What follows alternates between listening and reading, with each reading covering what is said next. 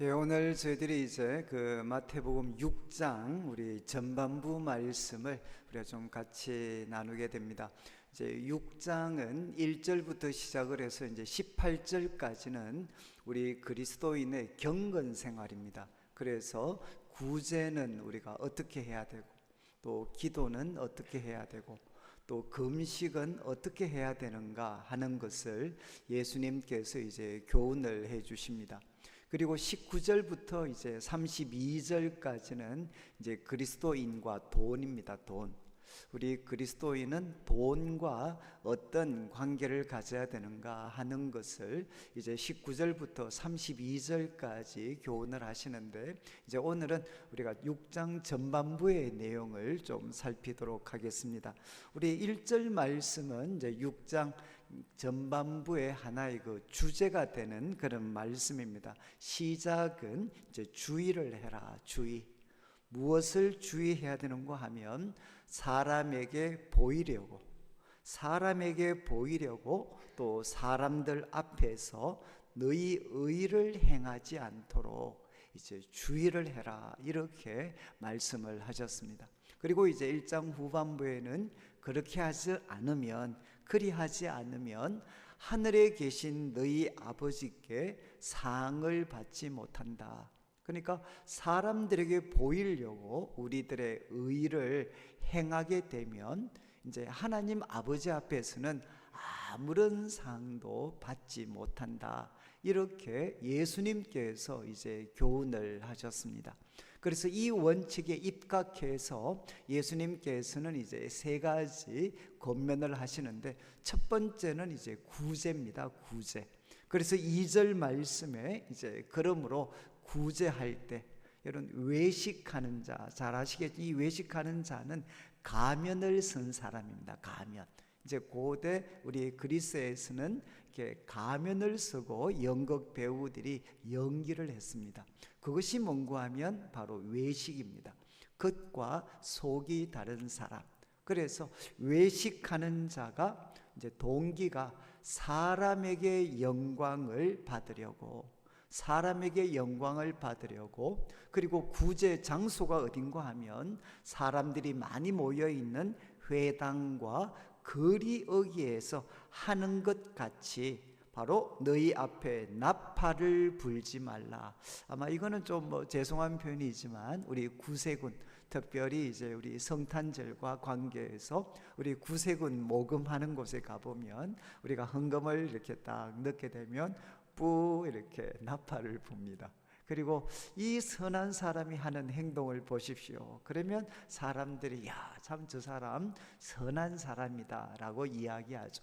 이제 나팔을 부는 것은 바로 이런 목적입니다. 우리가 참 선한 그런 구제, 우리가 가지고 있는 돈을 가지고 다른 사람을 돕기 위해서 사용을 할 때, 그때 나팔을 불어줍니다. 여기 이 선한 사람을 보십시오.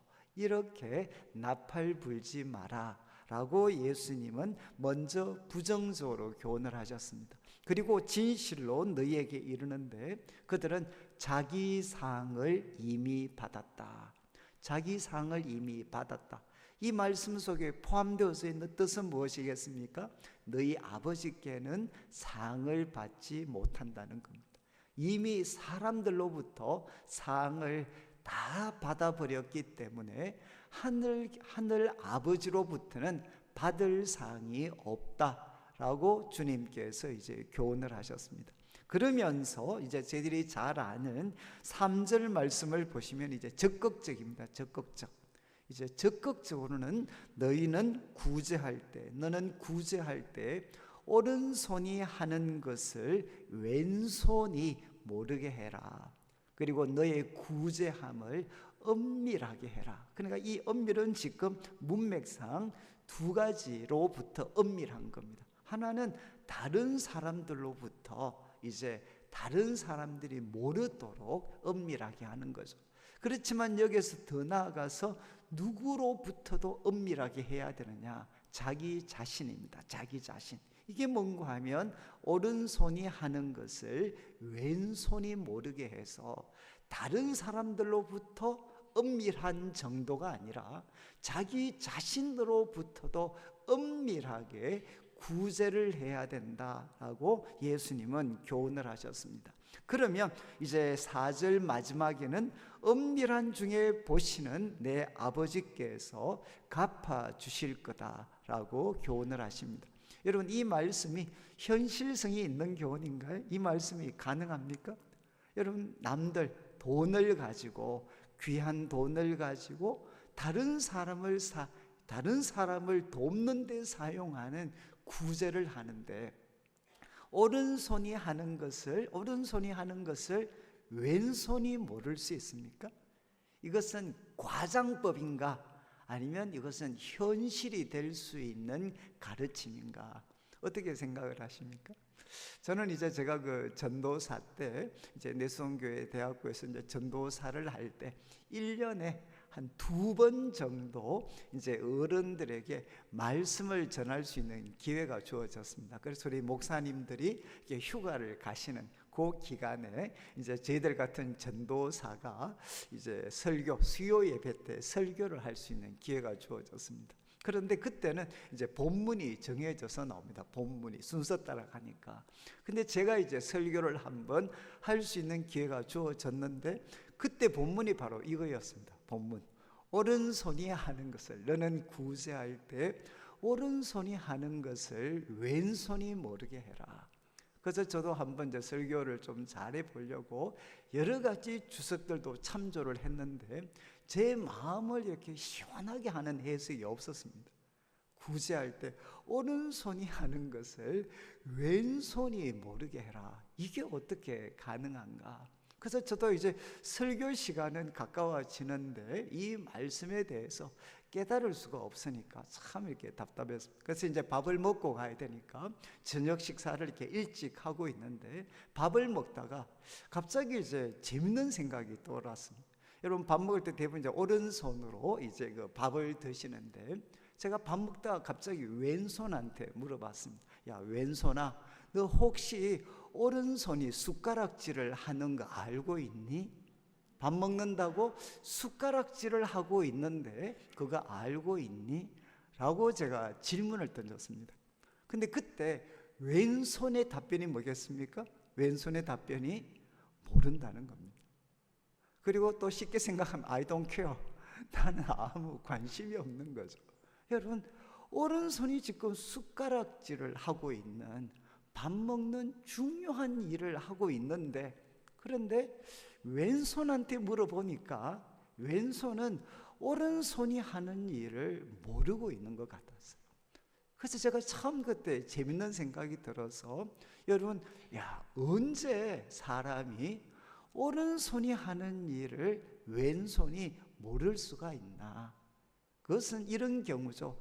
너무 당연한 일을 할 때는 오른손이 하는 것을 왼손이 모를 수가 있습니다. 그러면 여러분, 성경에서 참 남을 돕는 이런 선한 구제 일을 했는데도 막상 하나님께서 물으셨을 때, 야, 너 이렇게 참 선한 일을 했다라고 말씀하실 때, 아니 예수님, 내가 언제 그렇게 착한 일 했습니까? 라고 기억하지 못하는, 정말 오른손이 한 것을 왼손이 몰랐던 그런 경우가 성경 속에 있겠습니까? 없겠습니까? 있을 것 같습니까? 없겠습니까? 있겠죠. 언제 이런 것들을 발견할 수 있느냐?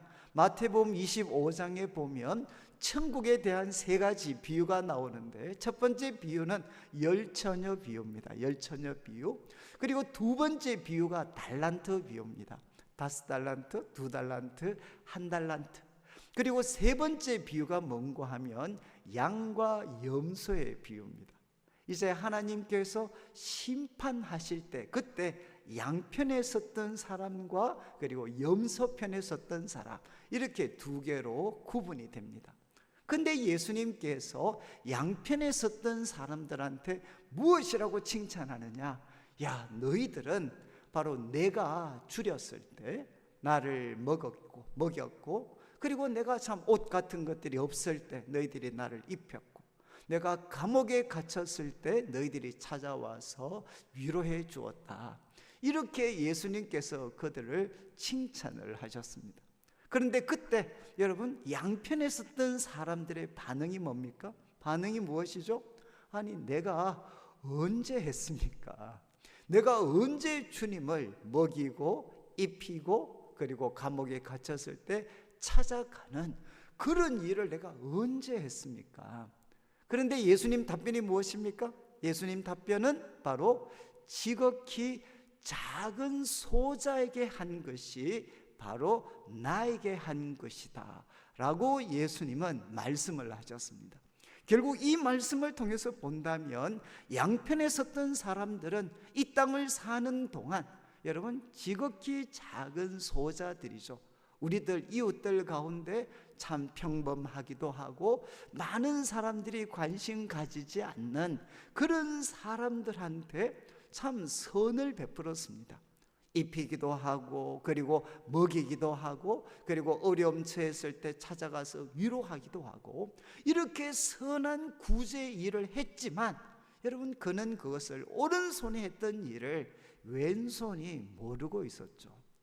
왜 어떻게 이런 일이 일어날 수 있었겠습니까? 제가 말씀을 드린 것처럼 그 일이 특별한 일이 아니고 너무 당연한 일일 때는 오른손이 하는 것을 왼손이 모를 수가 있습니다.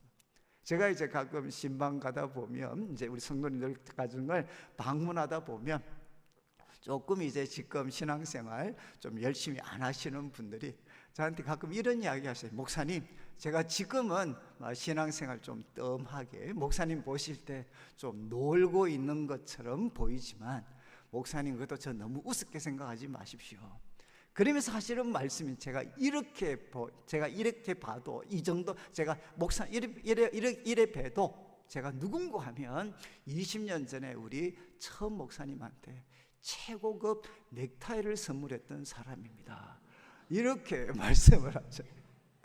제가 묻지도 않았는데 그러니까 이제 그분이 제가 그때 느꼈던 게 뭔가 하면 여러분, 목사님께 좋은 넥타이 선물을 했는 거 20년이 지나도 꼭꼭 기억하고 계십니다. 왜 그걸 꼭 기억하죠? 그것은 특별한 일이었기 때문에. 그 특별한 일이었기 때문에 그것은 오른손이 하는 것을 왼손이 절대로 잊을 수가 없습니다. 근데 여러분, 바로 우리가 남을 돕는 것이 바로 주님을 사랑하는 그 마음으로 하게 되면 주님을 기쁘시게 하는 것이 내 삶의 목적이 되고 그리고 어떻게 하면 매 순간마다 내가 주님을 기쁘시게 하는 삶을 선택하며 살아갈 수 있을까? 그러면 지극히 작은 소자들을 먹이고 입히고 찾아가서 위로하는 일을 할 때도 여러분 너무 당연한 일이기 때문에 그리고 우리들의 눈에는 주님이 보이기 때문에 오른손이 하는 것을 왼손이 모를 수가 있습니다. 저는 이제 우리 한국 교회가 조금은 잃어버린 게 이것이 아닌가 생각이 듭니다. 저는 우리 할머니 밑에서 항상 신앙생활을 했기 때문에 우리 앞선 세대 우리 어르신들은 남을 돕고 섬기는 것은 특별한 일이 아니었습니다. 그것은 너무 당연한 일이었어요. 주님을 사랑하는 사람들이 해야 될 너무나도 당연한 일이었기 때문에 오른손이 하는 것을 왼손이 기억할 수가 없었습니다. 그런데 언젠가부터 남을 돕고 섬기는 것이 특별한 일인 것처럼 사람들에게 교회도 칭찬을 해주고 인정을 해주고 그래서 뭔가 남을 돕는 것이 당연한 것이 아니라 특별한 일처럼 되어버린 것, 저는 이것이 교회가 생명력을 잃어버린 모습 중에 하나가 아닌가라고 생각을 합니다. 우리 예수님께서 말씀을 하셨습니다. 오른손이 하는 것을 왼손이 모르게 해라. 어떻게 하면 우리가 주님께 엄밀히 보시는 하나님께 집중해서 어떻게 하면 매 순간마다 내가 하나님을 기쁘시게 하는 삶을 선택할 수 있을까? 거기에 우리들의 마음을 집중해서 오른손이 하는 것, 여러분 남을 돕는 것이 너무나도 당연한 일이 될 때 우리는 오른손이 하는 것 왼손이 모를 수가 있습니다.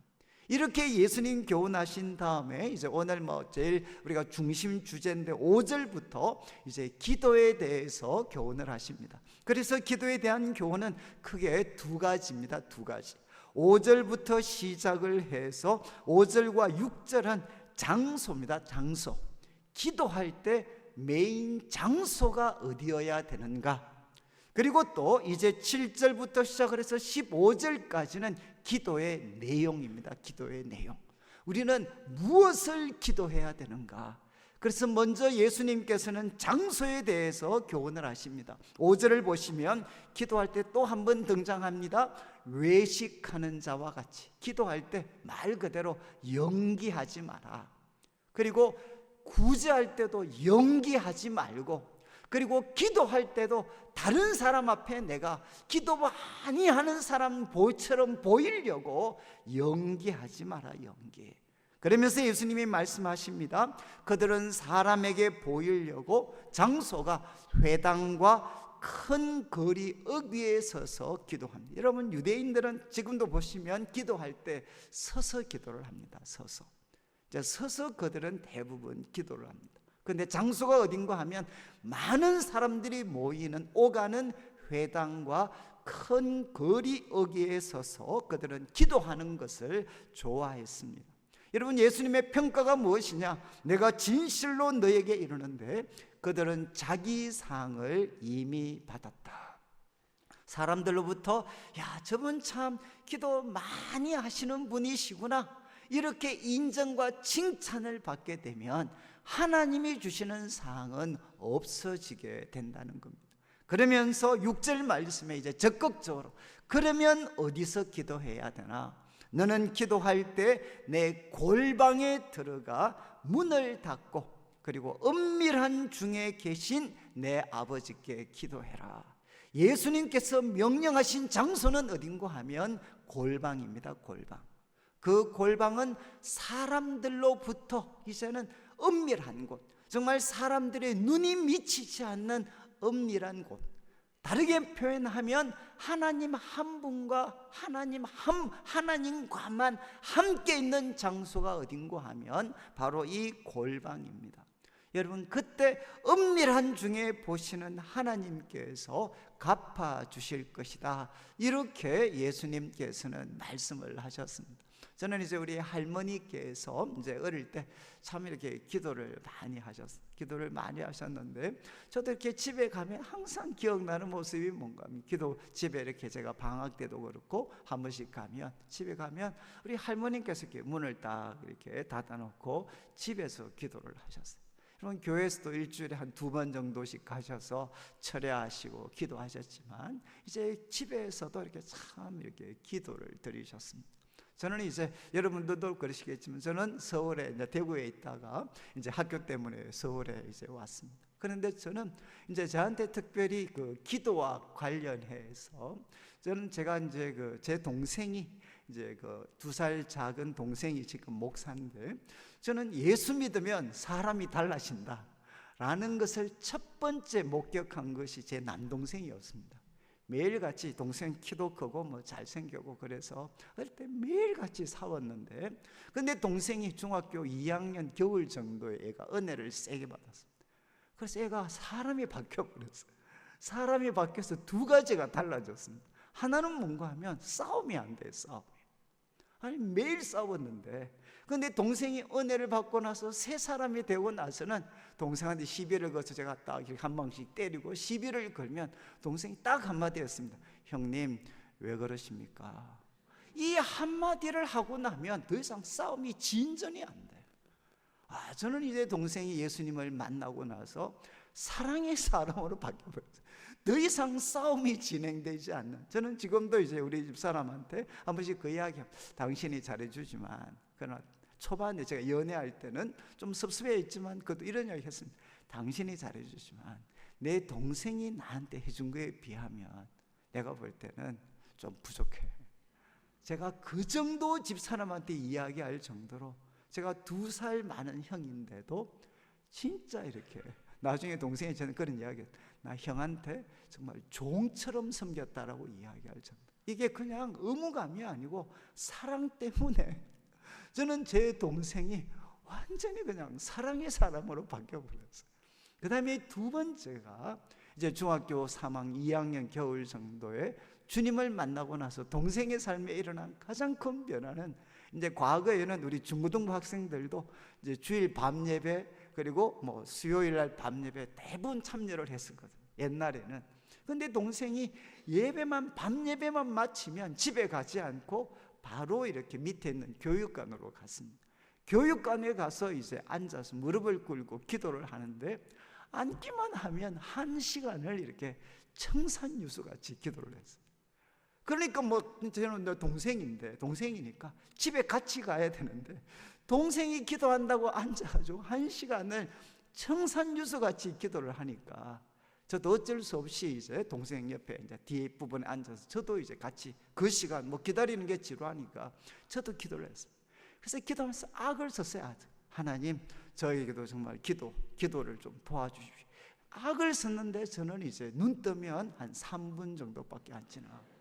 그리고 이제 나머지 50분 넘는 시간을 제 동생 기도하는 거 끝나는 것을 기다려야 됐어요. 한 2년을 저는 그런 생활을 했습니다. 그러면서 동생은 정말 거듭났고 하나님을 만난 사람 같고, 나는 하나님과 상관없는 사람이 아닌가라는 두려움을 항상 저는 갖고 있었습니다. 그리고 이제 한번 우리 어르신들이 옛날 그런 이야기 많이 하셨거든요. 야, 기도하려면 깨져야 돼. 그래서 한번 깨져 보려고 머리도 박고 별짓을 다 해봤는데도 저는 이제 깨지지를 않았어요. 그래서 어떻게 하면 나도 한번 기도를 좀 잘해볼 수 있을까? 그런데 그 과정에서 제 삶에 참 가장 어떻게 보면 귀한 습관이라고 표현할 수 있겠죠. 그거는 뭔가 하면, 이제는 저희 집이 그 당시 좀 경제적으로도 어렵기도 하고 제가 이제 대학교 입시도 있고 있기 때문에 그냥 매일마다 동생하고 밤에 야간 자습 마치고 하면 항상 교회 가서 기도를 하고 집에 갔습니다. 동생은 기도를 하고 저는 이제 동생 하는 동생 기다리고 저는 그렇게 했죠. 그렇지만 저는 이제 그 생활을 통해서 문제만 생기면 무조건 교회 가서 그냥 앉아 있는 그런 습관을 가지게 됐습니다. 그런데 이제 제가 서울로 오게 됐죠. 서울로. 여러분, 제가 이제 서울대에서 제가 다녔던 내수동교회를 오려면 그 당시에 1시간 반에서 2시간이 걸렸습니다. 기숙사에서 내려와가지고 거기에서 142번 타고 정말 강화문까지 가서 또 걸어서 올라가고 이러면 진짜 1시간 반에서 2시간이 걸렸어요. 여러분, 그 교회, 저는 교회 가서 기도하는 게 하나의 습관처럼 되어 있었는데, 교회를 가려면 2시간을 가야 되니 뭐 어떻게 갈 수가 있겠습니까?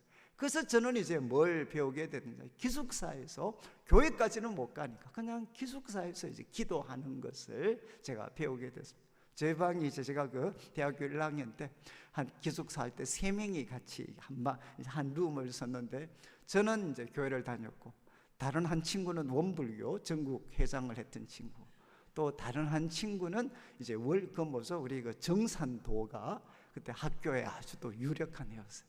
아침에 일어나면 가관이었어요. 아침에 딱 일어나면 저는 경건의 시간을 했고, 그리고 원불교의 친구는 독경을 했고, 정산도가에는 참선을 했어요. 그래서 이제 조교가 들어오면, 조교가 떡 돌아보면 하나는 성경 보고 하나는 독경하고 하나는 참선하고. 그래서 그분이 나가면서 무슨 말을 했느냐, 야, 이 방은 삼신이 보호하는 방이구나 이렇게 이야기했어요. 근데 저는 이제 대학에서 이제 교회가 너무 머니까 이제 기숙사에서 그냥 기도하는 법을 배우게 됐습니다. 그리고 또 저는 이제 도서관에서 우리 선배들이 도서관에서 또 기도하는 모습을 보고 또 도서관에서도 기도하고, 그리고 또 자취방에서도 이제는 제가 자취를 하면서는 또 자취방에서 기도하는 것을 배우게 됐습니다. 저는 참 서울에 올라와서 생활하면서 하나님이 저에게 주신 최고의 선물 중에 하나가 뭐였는가 하면 골방에서 기도하는 것을 배우게 됐습니다. 교회까지는 오기에는 너무 멀었기 때문에 이제는 골방에서 문을 닫고 들어가서 은밀히 보시는 하나님 앞에 기도하는 이런 훈련들을 저는 이제 하게 됐습니다. 그런데 제 삶에서 제가 하나님을 결정적으로 만났던 순간이 몇 번 있습니다. 그런데 그 순간은 다 어떤 순간이었느냐, 수련회라든가 부흥회가 아니었고 저는 골방에서 주님을 만났습니다. 그래서 저는 이 말씀을 조금 이해를 하게 됩니다. 하나님께서는 우리에게 기도의 장소로 어디를 지목해 주셨느냐? 많은 사람들이 모인 무리에서도 합심해서 기도하는 게 중요하지만 예수님이 우리에게 정해주신 기도의 장소는 바로 은밀히 보시는 하나님과 독대할 수 있는 골방에서 기도해야 된다는 것. 저는 우리 계신 우리 성도님들께서 어떻게 골방을 지키고 계시나요? 여러분, 골방을 지키고 계십니까? 정말 골방에서 은밀히 보시는 하나님과 독대하는 그 기도의 시간을 가지고 있습니까? 저는 요즘 이제 저는 청년들 집회를 참 많이 갔는데 청년들 집회 가면 때로는 사운드가 너무 막 세가지고 기도할 때 기도를 해야 되는데 이렇게 사운드를 높이면 기도할 수 있냐? 그러면 이제 목사님들이 뭐라고 이야기하는가 하면, 목사님 사운드를 높여야 애들이 고함 지를 때 옆에 애들 이야기가 안 듣깁니다, 뭐 이렇게 이야기를 하더라고요. 여러분, 제가 참 동의가 되지만 저는 우리 한국교회가 어느 순간부터 사운드가 센 곳에서 그냥 혼수 상태로 정신없이 막 몰아지경으로 가야만 뭔가 하나님을 영적으로 체험할 수 있는 것이 아닌가 하는 생각들을 어쩌면 지금도 하고 있는지 모르겠습니다. 그런데 예수님께서는 뭐라고 말씀하셨느냐? 기도의 장소는 어딘가? 골방을 지켜야 된다. 골방. 아무도 보지 않는 곳에서 내가 하나님을 사랑하기 때문에, 단 한 가지 이유죠. 내가 하나님을 사랑하고 그분을 만나고 싶은 마음 때문에 여러분, 눈에 보이지 않는 하나님 한 분과만 있을 수 있는 그 골방, 그 골방에서 기도해라. 저는 아마 우리 이제 명지대학교의 성도님들께서 이번 이 수련회를 통해서 다른 건 몰라도 다시 한번 골방을 회복할 수가 있다면, 여러분 교회에서 기도하는 것도 중요하지만 여러분의 가정에서, 삶의 현장에서 골방에서 기도하는 사람들이 된다면, 여러분 저는 은밀히 보시는 하나님께서 주시는 놀라운 은혜와 복을 우리가 누릴 수가 있습니다. 이렇게 교훈하신 다음에 이제 7절에는 여러분 내용이죠. 너희는 기도할 때 이방인처럼 중언부언하지 마라. 이것은 무엇인가 하면 의미 없는 말을 계속해서 반복하는 겁니다. 의미 없이 같은 말을 계속해서 반복하는 것. 그런데 사람들은 왜 이렇게 기도하겠습니까? 뒤에 나오는 말씀, 말을 많이 하여야 들으실 줄 생각함이라. 결국 여러분 기도할 때 어떤 태도는 잘못된 것이냐? 지성이면 감천이다. 우리가 기도의 시간을 열리기 위해서 의미 없는 말들을 계속해서 반복하고, 여러분 정성을 더 많이 들이면 하늘은 감동되고 하나님은 만날 것이라는 생각. 여러분, 지성이 하늘을 감동시키는 게 아니라 우리들의 믿음이 하나님을 감동시킵니다. 여러분, 예수님께서는 우리에게 교훈하셨죠. 중언부언하지 마라. 그리고 나서 이어지는 우리 8절 말씀, 그러므로 그들을 본받지 마라. 구하기 전에 너희에게 있어야 할 것을 하나님 너희 아버지께서 아시느니라. 여러분, 있어야 될 것 하나님이 다 아십니다. 모순이지 않나요? 여러분, 있어야 될 것 다 아시는데 왜 우리가 기도를 해야 되겠습니까? 여러분, 기도의 핵심은 무엇이냐? 하나님과 사랑의 교제입니다. 기도의 핵심은 하나님과 사랑의 교제가 중심이지, 무엇인가를 주장하고 무엇인가를 쟁취하는 것이 기도의 핵심이 아니라는 거죠. 여러분, 기도는 살아계신 하나님과 그리고 그분의 아들과 딸이 된 사람들이 사랑으로 나누는 교제가 바로 기도의 중심이라는 겁니다. 그래서 예수님께서는 직접 이제 너희는 이렇게 기도해라 라고 교훈을 하시면서 저희들이 잘 알고 있는 이제 주기도문을 교훈해 주셨습니다. 여러분 다 주기도문 좋아하시지 않나요? 특별히 젊으신 분들은 주기도문 좋아하실 것 같은데, 왜? 이거 끝나면 집에 갈 수 있습니다. 이제 저는 어릴 때 주기도문 정말 좋아했어요. 야, 주기도문으로 예배를 폐하겠습니다. 그러니까 저는 주기도문은 무엇이냐? 예배를 마치게 하는 요술 상자와 같다고 생각했어요. 아무리 길고 뜨거웠던 예배도 주기도문 하면 종치고 집에 갈 수 있다. 그래서 저는 참 이렇게 주기도문을 폐용 기도라고 생각을 했습니다. 근데 예수님께서 너희는 이렇게 기도해라. 여러분, 기도의 마스터가 되시는 분, 기도에 있어서 최고의 대가가 되시는 우리 예수님께서 우리에게 이렇게 기도하라고 하셨습니다. 여러분, 아마 운동 같은 거 하시는 분들도 여러분, 운동을 제일 빠른 시간에 습득할 수 있는 방법이 무엇이죠? 그거는 대가에게 배우는 것입니다. 여러분들이 애들 공부, 과외를 시키는 것도 이유가 무엇입니까? 바로 아이들이 공부에 있어서도 모든 분야에 있어서 빨리 성취할 수 있는 방법은 뭔고 하면 대가에게 배우는 거죠. 대가에게. 저는 참 이 말씀, 제가 어제 말씀드렸던 우리 그리스도인의 정체성과 관련되는 팔복의 말씀, 그리고 이제는 폐용으로 집에 이것만 마치면, 이것만 외우면 집에 갈 수 있다고 생각했던 이 주기도문이 그게 아니라 기도의 대가이신 예수님께서, 기도의 마스터이신 예수님께서 바로 나에게 가르쳐 주신 기도의 내용이다 라는 것을 제가 깨닫고 나서 이제 제 오랜 그 숙제가 뭔가, 어떻게 하면 나도 기도해서 30분 넘길 수 있을까? 맨정신으로 기도해서 나도 어떻게 내 동생처럼 30분 넘기는 기도를 한번 할 수 있을까? 이게 저는 참 일종의 숙제였습니다. 숙제. 그런데 이제 제가 이 주기도문을 가지고 예수님께서 이렇게 기도하라는 말씀대로 이 주기도문을 가지고 제가 기도를 하기 시작을 했습니다. 그러면서 어떻게 됐느냐? 이제는 30분은 가볍게 넘길 수 있는 그런 사람이 됐습니다. 그리고 여러분, 참 이 예수님께서 가르쳐 주신 기도는 여러분, 우리가 어떻게 구해야 되는지, 여러분, 기도에 대해서 가장 탁월한 그런 가르침이죠. 여러분 다 아시겠지만 예수님께서요, 오늘은 아마 여러분들이 앞으로 기도할 때 한번 해보시죠.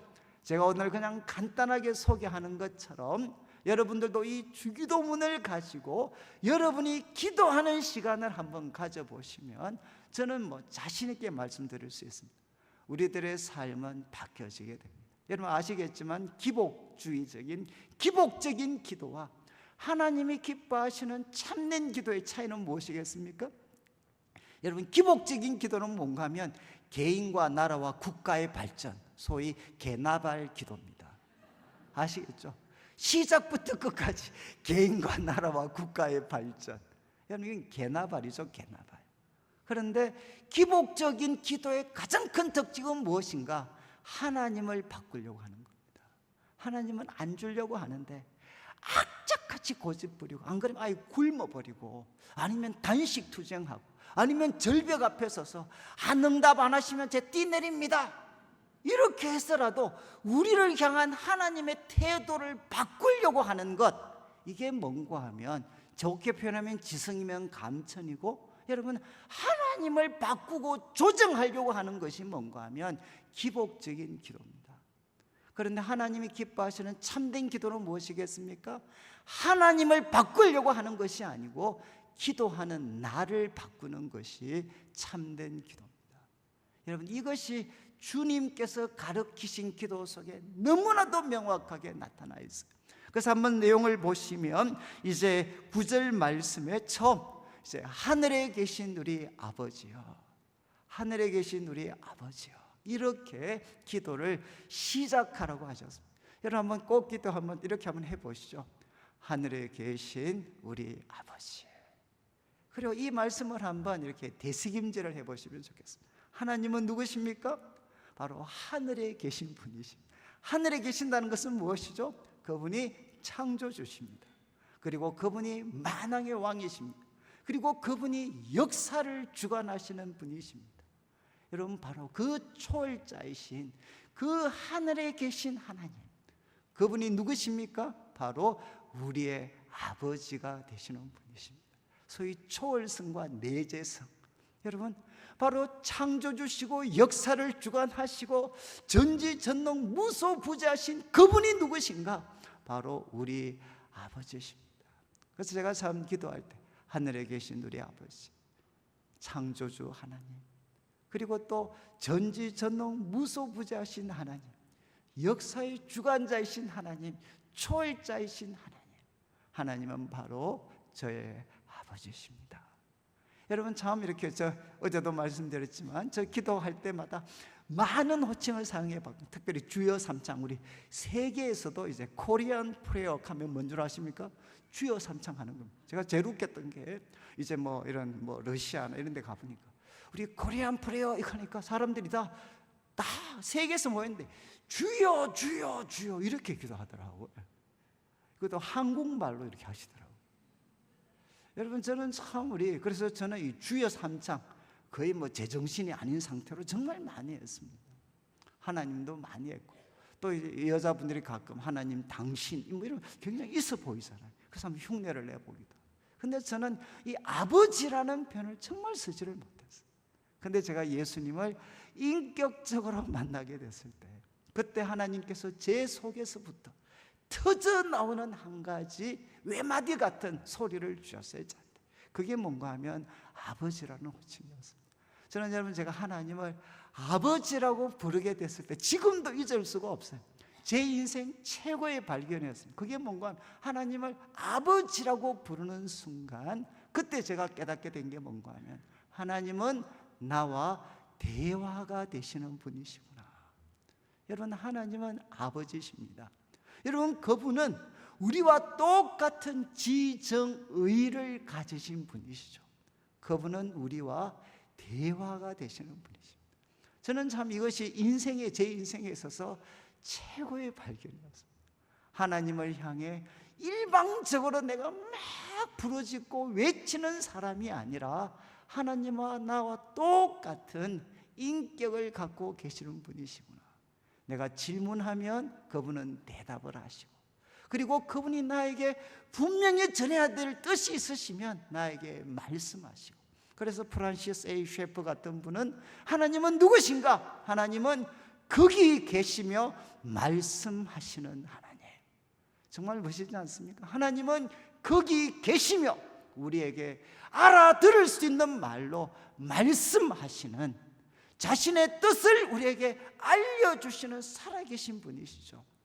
여러분 예수님께서는 우리에게 기도할 때 여러분 어떤 참 이게 우리가 알지 못하는 어떤 초월자에게 기도하라고 하지 않으셨어요.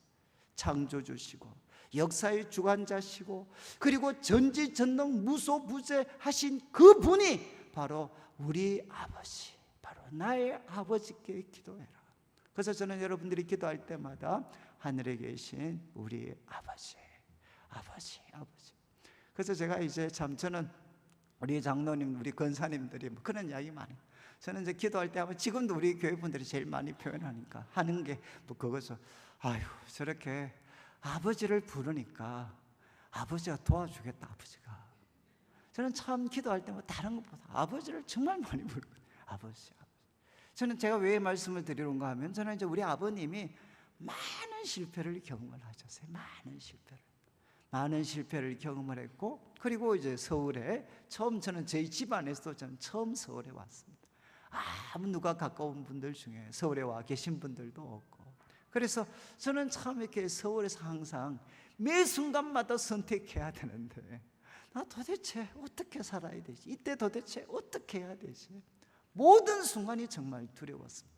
근데 그때 하나님을 제가 인격적으로 만나고, 하나님은 누구신가? 나와 대화가 되시는 나의 아버지가 되신다. 저는 정말 이 교훈이 제 인생에 참된 자유와 평강을 줬어요. 왜냐하면 나는 내가 몰라도 되는구나. 나는 내가 모르면 끝난 줄 알았습니다. 그리고 그것을 알아야만 되는 줄 알았는데 내가 몰라도 하나님은 알고 계신다.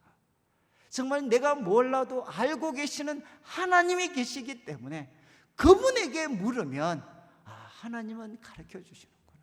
그게 저에게는 이 낯선 정말 이 서울에 와서 처음 생활을 하는 저한테는 최고의 위로가 되는 말씀. 나는 몰라도 알고 계시는 아버지, 알고 계시는 하나님. 예수님께서는 우리에게 도전을 하셨습니다. 기도할 때 하늘에 계신 우리 아버지. 그러면서 여러분 세 가지 기도를 드리라고 했는데, 첫 번째 기도가 무엇이죠? 바로 아버지의 이름이 거룩히 여김을 받으시옵소서. 여러분 우리 참 번역은 이렇게 좀 이렇게 문학적으로 하다 보니까 중요한 단어를 제가 볼 때는 좀 빼버린 것 같아요. 당신입니다. 당신. 아버지, 당신의 이름이 거룩히 여김을 받기를 원합니다. 두 번째는 당신의 바로 당신의 나라가 임하시기를 원합니다. 그리고 세 번째는 무엇입니까? 바로 당신의 뜻이 하늘에서 이루어진 것처럼 이 땅에서도 이루어지기를 원합니다. 예수님께서는 이렇게 기도하라고 하셨습니다. 여러분 혹시 이 기도 순서를 지켜보셨나요?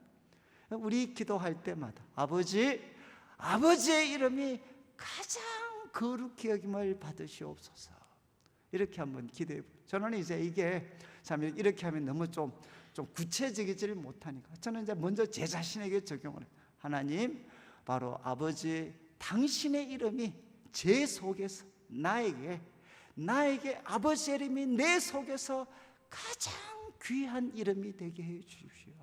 거룩히라는 건 구별되는 거거든요. 아버지의 이름이 내 속에서 가장 귀하게 여김을 받게 해 주십시오. 여러분 이렇게 한번 기도해 보시죠. 그러면 이제 하나님께서 뭐라고 말씀하시겠습니까? 아버지, 속으로 한번 해보시죠. 아버지, 내 속에서 아버지의 이름이 가장 거룩히 여김을 받기를 원합니다. 그러면 예수님께서 뭐라고 말씀하시겠습니까? 진짜가. 그리고 또 예수님께서 야, 나는 몰랐다. 야, 네가 그렇게 생각하는 줄 나는 몰랐어. 여러분 참 우리 이 앞에 세 가지 기도는 뭔고 하면 우상을 파괴하는 기도입니다. 여러분 저희들은 예수님이 첫 번째 가르쳐 주신 기도를 생략하고 이제는 두 번째 기도로 달려간 아버지 일용할 양식을 주시고 우리가 우리에게 죄전자 용서한 것 준 것처럼 우리 죄를 용서해 주시고 시험에 들지 않고 악에서 건져 주십시오.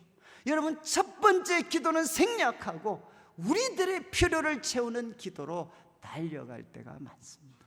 그래서 여러분 예수님께서 가르치신 대로 한번 기도해 보시죠. 아버지, 바로 제 속에서 아버지의 이름이 가장 귀하게 여김을 받기를 원합니다.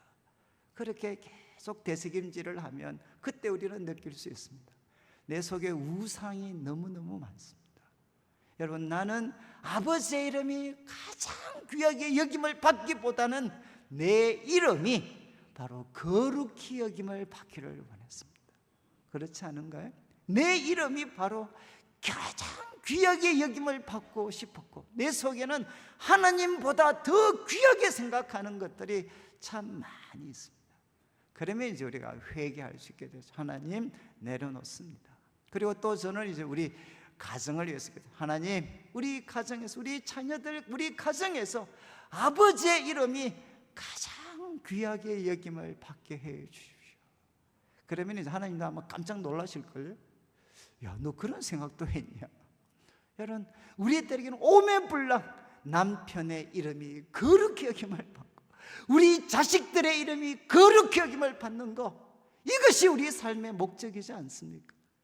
근데 예수님께서 아버지의 이름이 나뿐만 아니라 사랑하는 우리 가족들에게도 가장 귀하게 여김을 받게 해주십시오.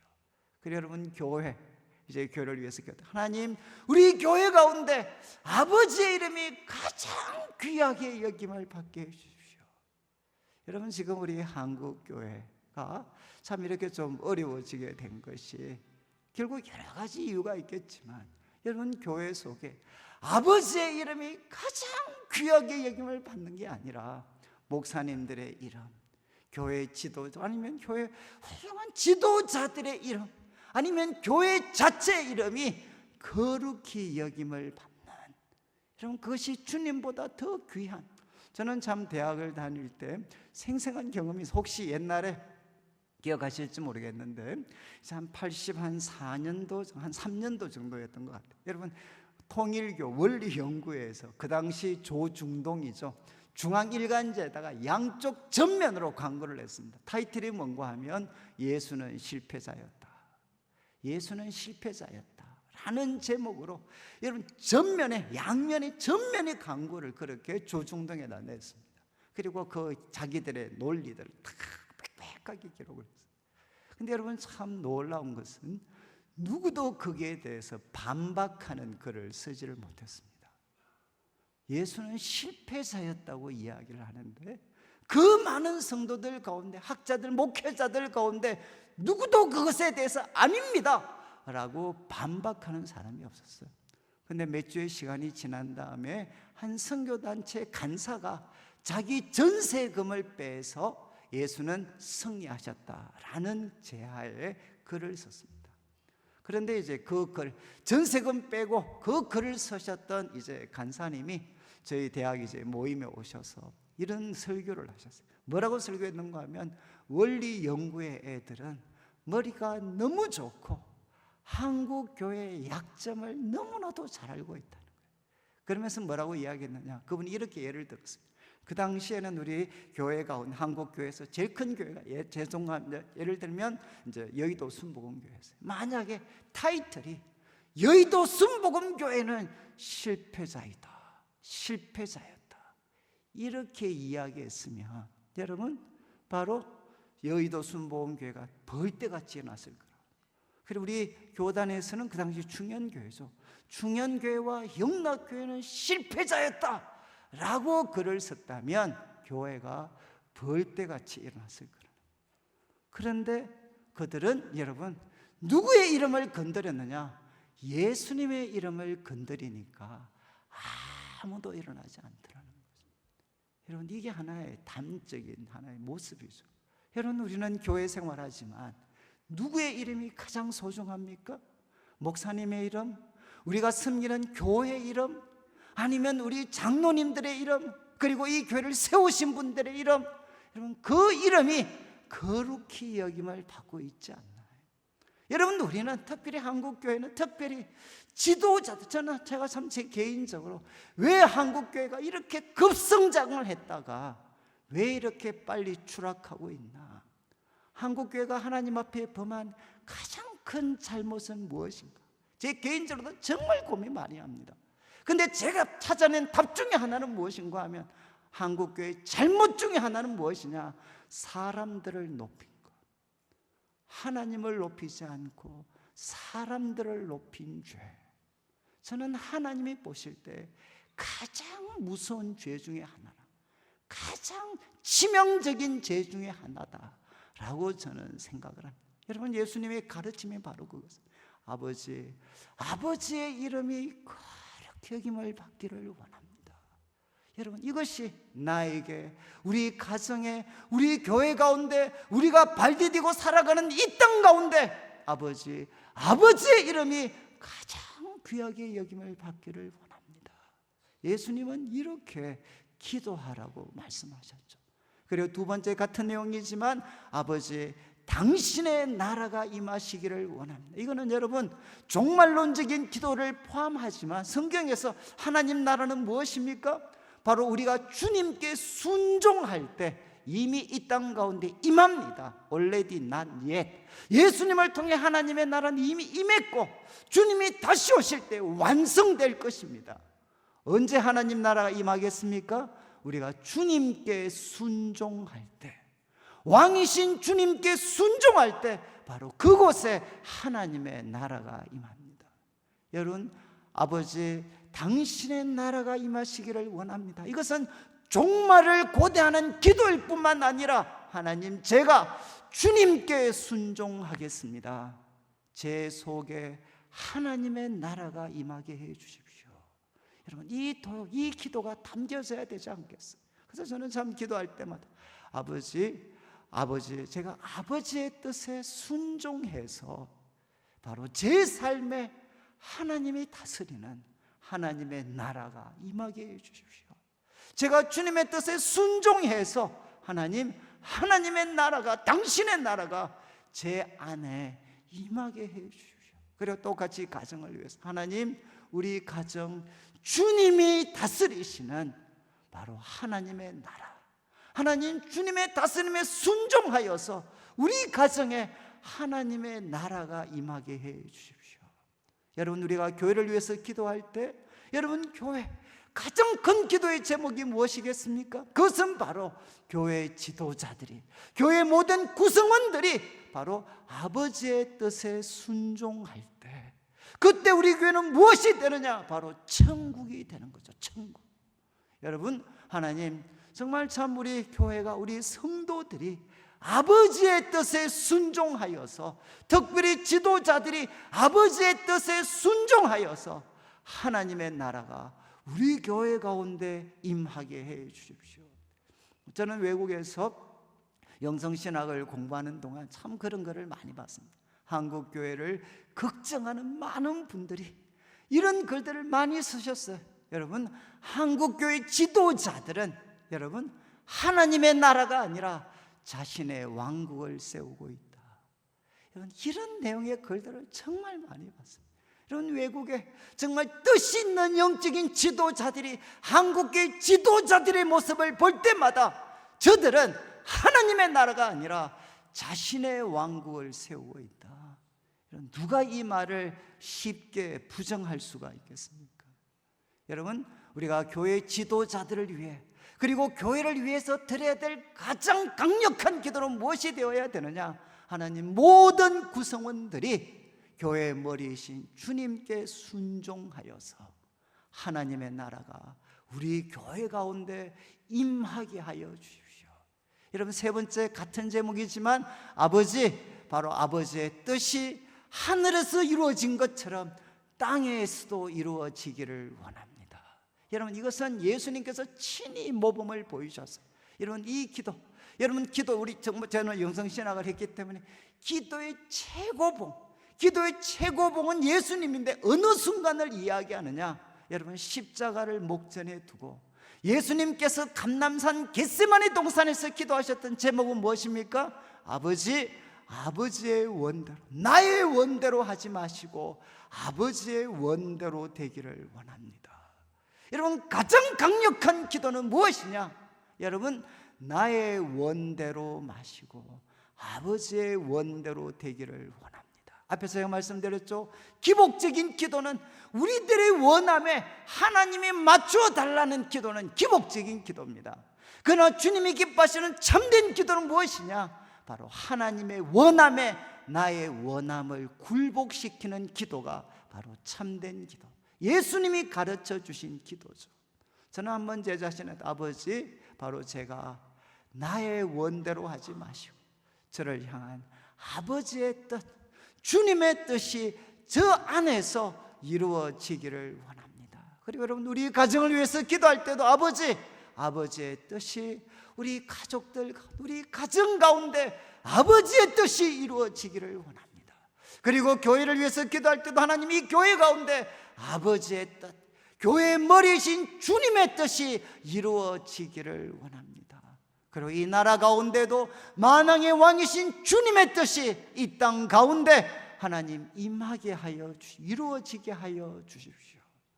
저는 참 이 세 가지 기도를 드릴 때마다 제 속에 얼마나 많은 우상이 나도 알지 못하는 사이에 나를 사로잡고 있는가 하는 것들을 뼈저리게 깨달을 때가 있습니다.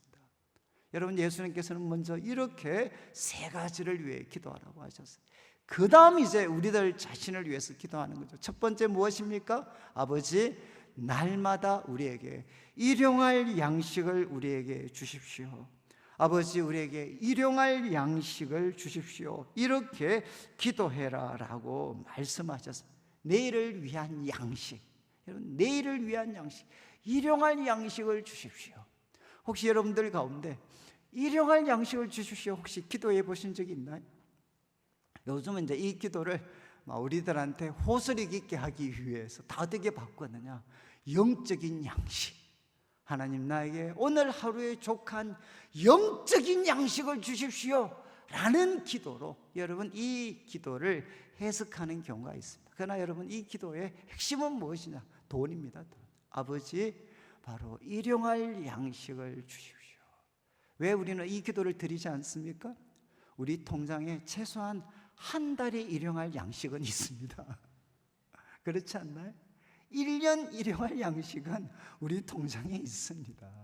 그런 우리들한테 무슨 일용할 양식을 주십시오라는 기도가 필요하겠습니다.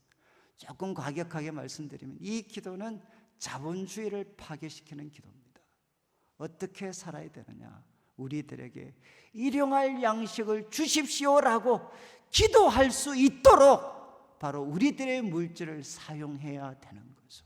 우리는 너무 많이 쌓아두면서 살아요. 제가 이제 캐나다에 있을 때 제일 충격받았던 게 캐나다가 워낙 복지가 잘 돼 있고 특별히 이제 우리 어르신들은 뭐 약부터 모든 병원 시설이 공짜입니다. 우리 장인 장모님이 계시니까.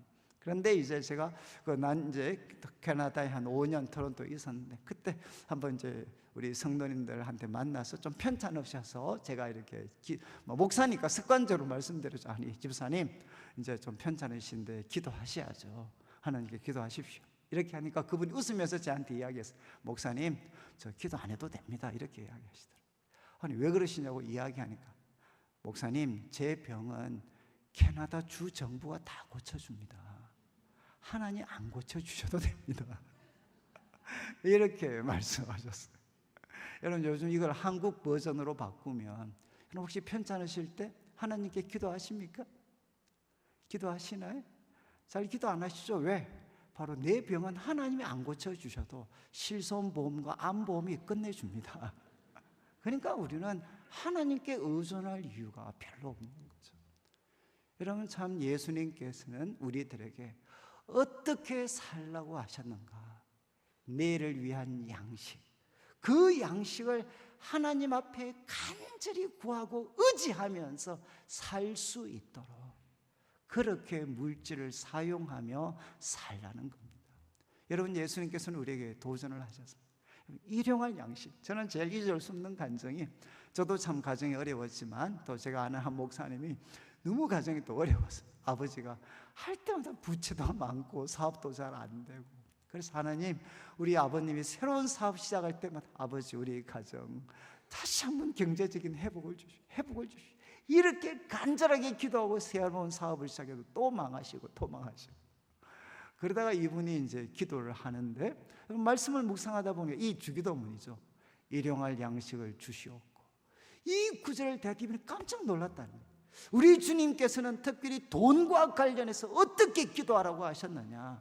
경제적인 회복을 위해서 한 방에 회복될 수 있도록 이렇게 기도하라고 하지 않으셨고 일용할 양식을 주십시오 라고 기도해라 이렇게 교훈하셨어요.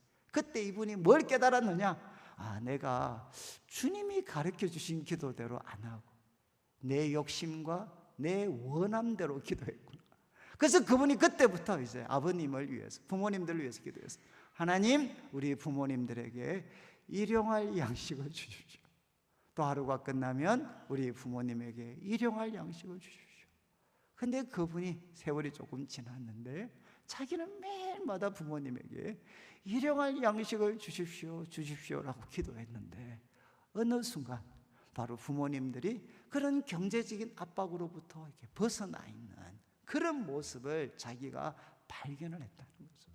여러분 어쩌면 여기에도 경제적으로 힘드신 분들이 저는 워낙 평생을 어쩌면 참 이 돈의 압박 속에 제가 살았고 그래서 저는 이제 교회를 섬길 때 부채 없는 교회 저는 이게 제 소박한 소망 중에 하나였어요. 워낙 어릴 때부터 이 돈 부채에 시달리면서 살아가지고요.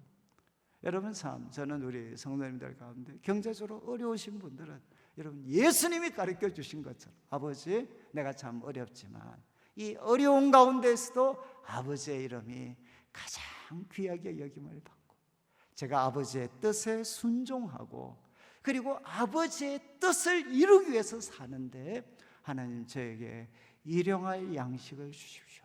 내일 하루를 위한 양식을 주십시오 라고 한번 기도해 보십시오. 그리고 두 번째 예수님께서는 이렇게 기도하셨습니다. 우리가 우리에게 죄 지은 자를 사해 준 것 같이 우리 죄 사실 원문에는 부채입니다. 부채. 하나님 우리가 주님께 부채진 것 우리가 우리에게 부채진 사람들 다 탕감해 준 것처럼 우리가 주님께 빚진 것 있으면 부채진 거 있으면 탕감해 주십시오 라고 예수님께서 기도하라고 하셨어요. 여러분 이거는 이제 하나님과 우리 사이에 오는 하나님과 우리 사이에 정말 가장 큰 무서운 장벽은 무엇인가? 죄의 장벽입니다. 하나님으로부터 주어질 수 있는 온갖 좋은 것들을 막아서는 것이 바로 우리들의 죄죠. 그러니까 우리들의 죄가 우리들의 삶을 지배하지 못하도록 날마다 주님의 보혈로 우리들의 죄상을 받는 그 은혜가 중요합니다. 그렇지만 여기는 또 다른 뜻도 담겨져 있습니다. 여러분이 이제 하나님, 내가 바로 나한테 빚진 사람, 부채진 사람 다 용서해 줄 테니까 하나님, 저 하나님께 부채진 거 있으면 용서해 주십시오. 여러분, 이 기도를 한번 반복해 주십시오. 한번 해보시면 어떤 생각을 가질 수 있어요? 여러분, 혹시 여러분들 속에 너 나한테 빚졌어, 잊어버리면 안 돼. 누구한테 이 메시지를 날마다 주고 계시죠? 여러분, 너, 바로 이 기도는 이렇게 바꿀 수 있습니다. 아버지, 저에게 신세진 사람 내가 풀어주겠습니다. 아버지, 내가 혹시라도 아버지께 신세진 거 있으면, 빚진 것 있으면 풀어주십시오. 여러분, 사실 이 기도는 인간관계를 회복시키는 기도입니다. 여러분, 우리 부모님들 특별히 다 섭섭한 마음 다 안고 사시잖아요. 항상 마음이, 야 임마, 내가 너 어떻게 키웠는데, 내가 너 어떻게 키웠는데. 여러분, 우리 자식들 대할 때마다 이 아픈 마음을 갖고, 내가 너 어떻게 키웠는데 너 있으면 안 돼, 너. 여러분, 그런데 이 기도는 바로 이런 내용이에요. 아버지, 나한테 신세진 사람 풀어주겠습니다.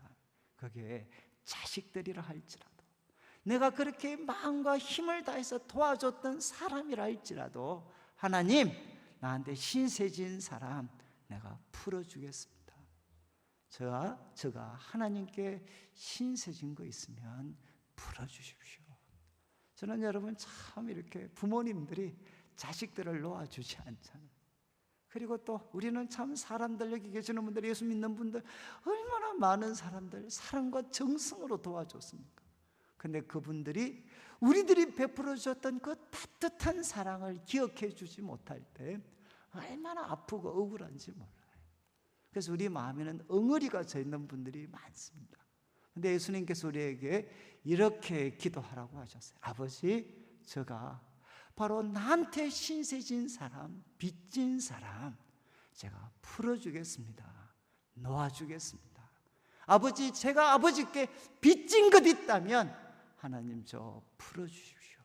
예수님의 이름으로, 예수님의 보혈로 저를 풀어주십시오. 저는 참 우리 성도님들께서 이 기도를 날마다 드리실 수 있으면 저는 참 우리 가정이, 그리고 교회가 참 따뜻해질 것 같아요.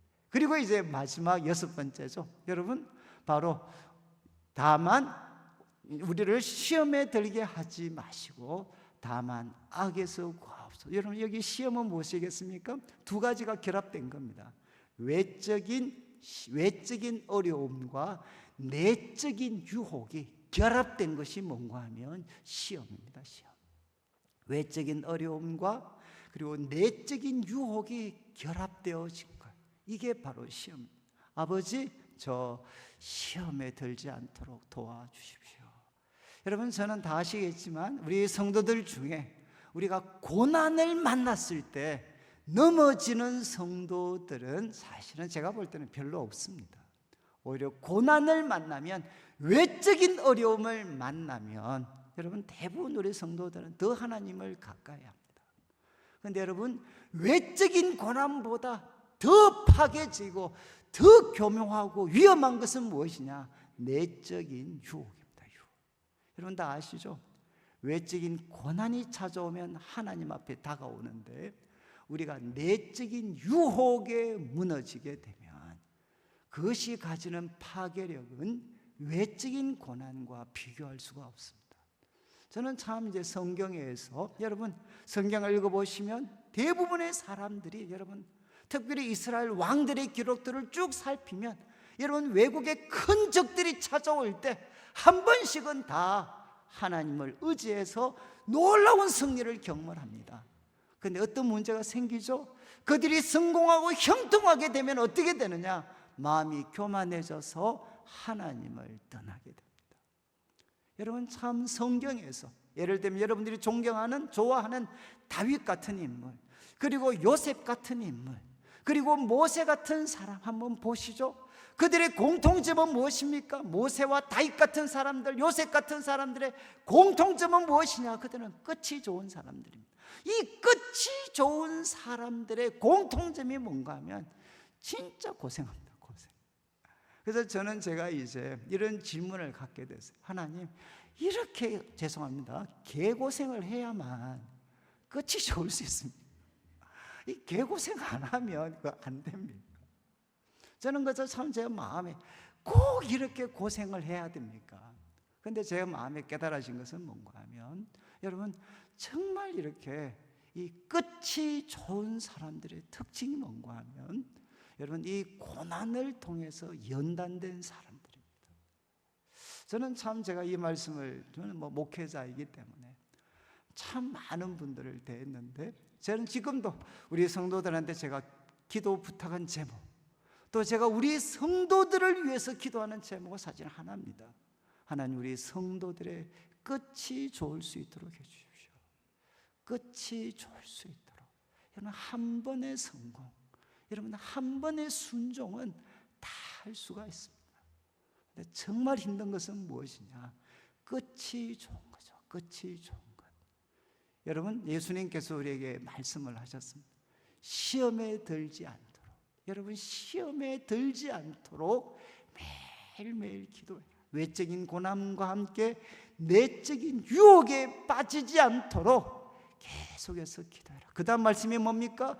그 시험 배후에 누가 있느냐? 여러분, 바로 악이 있습니다. 대부분 영어 번역은 바로 대문자로 번역을 합니다. The evil. 바로 그 악, 그 시험 배후에 있는 그 악 그 자체, 우리가 사단이라고도 부르는 그 영적인 존재 악이 바로 여러분 그 시험 배후에 있다는 겁니다. 여러분, 이것은 우리들의 지혜의 방법으로 절대로 이길 수 없습니다. 여러분, 사단은 우리보다도 우리들 자신을 너무나도 잘 알고 있고, 우리들의 치명적인 약점이 무엇인지 사단은 잘 알고 있어요. 그래서 언제 우리가 사단의 시험을 이길 수 있나? 예수님이 가르쳐 주신 기도처럼, 아버지, 시험에 들지 않도록, 그리고 다만 악에서 구하여 주십시오 라고 기도할 때, 하나님의 능력과 지혜와 사랑을 덧입을 때만 어떻게 되나? 우리는 시험에 들지 않고 악에서부터 우리가 건짐을 받을 수가 있습니다. 여러분, 예수님께서 이렇게 이제 세 가지 우리에게 기도하라고 교훈하셨습니다. 저는 여러분들이 이렇게 기도하실 때마다 아마 하루에 한 번 정도씩은 기도하실 텐데, 이 주기도문의 순서대로 한번 기도를 해보시면, 여러분, 저는 제가 자신 있게 말씀드릴 수 있습니다. 여러분, 우리가 실패하고 삶이 어려울 때도 여러분 참 이 주기도문, 주님이 가르쳐 주신 기도대로 기도해 보면, 야, 이게 바로 그리스도인의 맛이겠구나. 아무리 어렵고 힘들어도 다른 건 못하지만 뭐 할 수 있습니까? 아버지, 바로 내가 이런 상황이지만 아버지의 이름이 가장 귀하게 여김을 받기를 원합니다. 내 속에 가장 귀한 것은 아버지입니다. 그리고 또 아버지, 바로 우리 가정에서 이렇게 힘들고 고생하는 가정, 그러나 우리 가정 주님의 이름이 가장 귀하게 여김을 받게 해주십시오. 그러면 뭐가 되죠? 정말 가난하고 힘들어서 하나님 한 분밖에 의지할 수 없는 이 상황이 얼마나 큰 은혜인가 하는 것을 우리가 깨달을 수가 있죠. 그리고 또 여러분, 참 우리가 또 형통할 때도 이 기도는 어떻게 합니까? 우리들을 정말 겸손하게 합니다. 아버지, 아버지의 이름이 거룩히 여김을 받기를 원합니다. 그러면 어느새 내 이름에 사람들의 칭찬에 도취되어서 살다가, 그래서 내 속에서 아버지의 이름에 대한 열망과 그 갈망이 사라져 있다가 이 기도를 드리게 되면, 맞습니다, 아버지, 바로 아버지의 이름이 내 속에서 가장 귀하게 여김을 받아야 되고, 바로 나한테 이 주신 이 형통함은 이 목적을 위해서 하나님 주신 겁니다. 정말 우리가 하나님 위해서 귀하게 사용할 수 있고, 아버지께 순종해서 내가 가지고 있는 이 세상이 나의 왕국이 아니라 하나님의 나라가 되게 해 주십시오. 그리고 아버지의 뜻이 이루어지기를 원합니다. 내 뜻이 아니라 아버지의 뜻이 이루어지기를 원합니다. 저는 참 이 기도를 드리다 보면 어떤 상황 속에 서 있다 할지라도 내가 구해야 되는 것이 이것이구나. 그리고 이 기도를 드리면 어느 순간에 길이 보입니다. 나한테 문제가 무엇이었고, 그리고 내가 가야 할 방향은 바로 저기에 있었구나. 이제 마지막 기도의 부분, 마지막 어떻게 끝나죠? 마지막을 정말 잘 하셔야 돼요. 마지막 잘못하면 끝납니다. 마지막 무엇이죠? 나라와 권세와 영광은 뭐라고 했습니까? 여기서 잘 하셔야 돼. 나라와 권세와 영광은 내 것입니다. 이러면 끝나는 겁니다. 이해하시겠죠? 이게 사단이 우리를 부추기는 거죠. 나라와 권세와 영광. 예수님 시험할 때 바로 이렇게 했잖아요. 나라와 권세와 영광은 내 거야, 내 거. 나한테 절하면 너의 것이 되게 해줄게. 이 세상의 모든 것은 결국 우리한테 무엇을 부추기느냐? 나라와 권세와 영광은 너의 것이 돼야 돼. 내 거야, 내 거. 여러분, 이것이 바로 사단의 속삭임입니다. 주님이 가르쳐 주신 기도는 어떻게 맞춰야 되나? 여러분, 기도 가운데 언제 우리가 울어야 되겠습니까? 언제 눈물이 핑 돌아야 되겠습니까? 그것은 바로 힘들고 막 서러워서 우는 기도가 아니라, 아버지, 나라와 권세와 영광은 아버지의 것입니다. 내 것도 아니고 내 자식들의 것도 아니고 우리 것도 아니고 나라와 권세와 영광은 바로 아버지의 것입니다. 저는 오늘 말씀을 마무리하면서 여러분, 우리 성도들에게 무너지지 않는 삶은 결국 무엇을 통해 이루어지겠습니까? 기도를 통해 바로 뒷받침이 되겠죠. 저는 이제 우리 성도님들이 주님께서 가르쳐 주신 이 기도를 바로 골방에서 한번 드려보십시오. 골방에서. 교회뿐만 아니라 우리 삶의 현장, 가정에서, 아니면 일터에서, 조용한 장소에서 여러분 이 기도를 한번 드려보시면 정말 전율이 느껴지게 돼요. 전율이. 아버지, 아버지의 이름, 아버지의 나라, 아버지의 뜻, 그리고 아버지 일용할 양식, 내일에 족한 양식, 그리고 하나님, 신세진 사람 풀어주겠습니다. 저의 죄, 제가 잘못한 거, 신세진 거 다 예수 이름으로 풀어주십시오. 시험에 들지 않도록. 여러분, 매일 기도하셔야 돼요. 우리 아이들 위해서 기도하셔야 돼요. 하나님, 시험에 들지 않도록. 우리 사역자들 시험에 들지 않도록. 우리 사랑하는 자녀들, 성도들, 지도자들 시험에 들지 않도록. 그리고 그 배후에 있는 악에서부터 하나님 우리를 지켜주십시오. 그리고 나라와 권세와 영광은 아버지의 것입니다. 이것이 우리의 고백, 우리의 자랑, 우리의 선포, 우리의 자랑이 되면 저는 우리 한국교회가, 우리 성도들이 새롭게 일어설 수 있다고 믿습니다.